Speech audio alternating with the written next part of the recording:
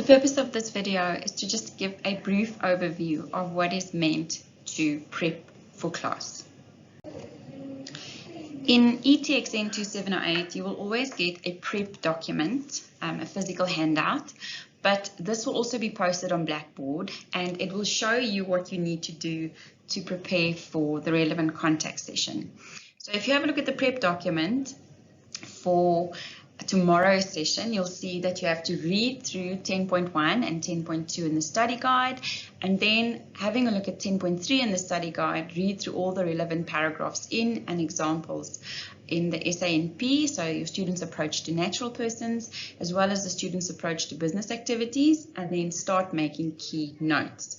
So 10.1 is an introduction to the learning unit, what it is about, as well as the core concepts. It's really vital that you actually read through this introduction for every single learning unit.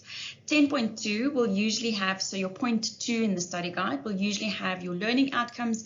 Again, this is quite important because you need to know what you should be able to do by the end of the learning unit, because this is essentially what you will be assessed on.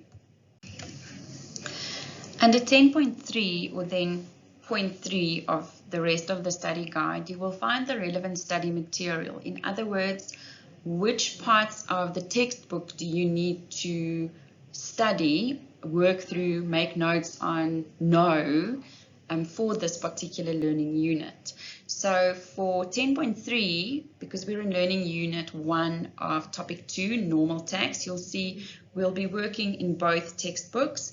We will be working in students' approach to natural persons as well as students' approach to business activities.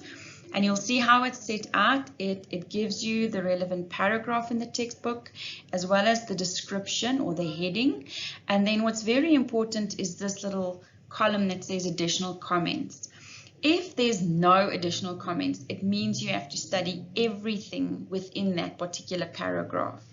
However, if there is something that you don't have to study, or there is something particularly important or something that might be confusing, I always add in a comment. So for example, if you look at tax implications of the different enterprise types, there's a leave, partnerships and trusts. If you look at the top one, students' approach to natural persons, Appendix A, you will find this right at the back of your SANP. So that guides you in terms of what needs to happen in that specific paragraph.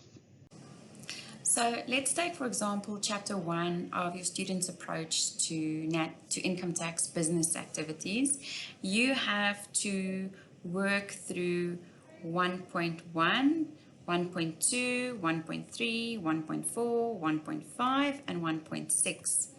So I would start off reading through the introduction.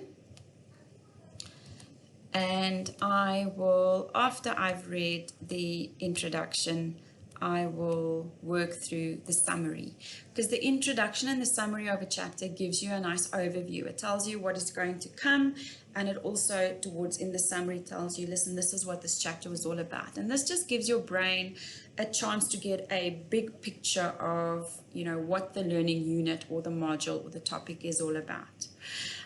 Once I've gone through the introduction and the summary, I then will take my study guide and I will go through each chapter or each paragraph as indicated. So I know I have to work through 1.1 and 1.2, and then if I look at 1.3 in my study guide, I see that there's something that I don't have to do. So let's just go to 1.3, and if you look at 1.3, it says we don't do partnerships in ETXN, and we also don't do trust. So I'll draw a line through that, because then I know, listen, I don't have to study that. I only have to look at the stuff that I don't have to leave.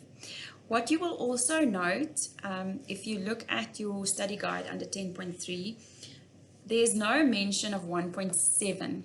What that means is 1.7 at this point in time is not part of your study material. So you don't have to work through 1.7 or you are not going to be tested on it.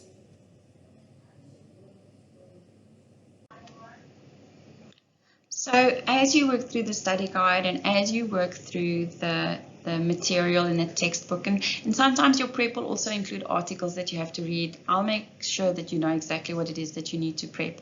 But remember that towards the end of each learning unit in your study guide, as well as your prep document that is handed out to you, you will find this page or outline that you can use to record or start making key notes. I've also uploaded information with regards to the Cornell method, you know, how to do it. So if you want to utilize it, you are more than welcome to. If you have your own method for note-taking, and remember, note-taking means you are not copying the entire textbook word for word, you are making key notes, then of course you can do that.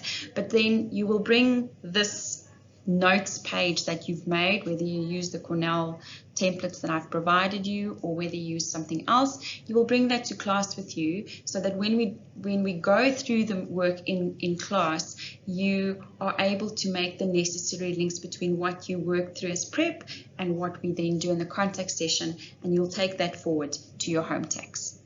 I hope this helps and that it clarifies what is meant by prep.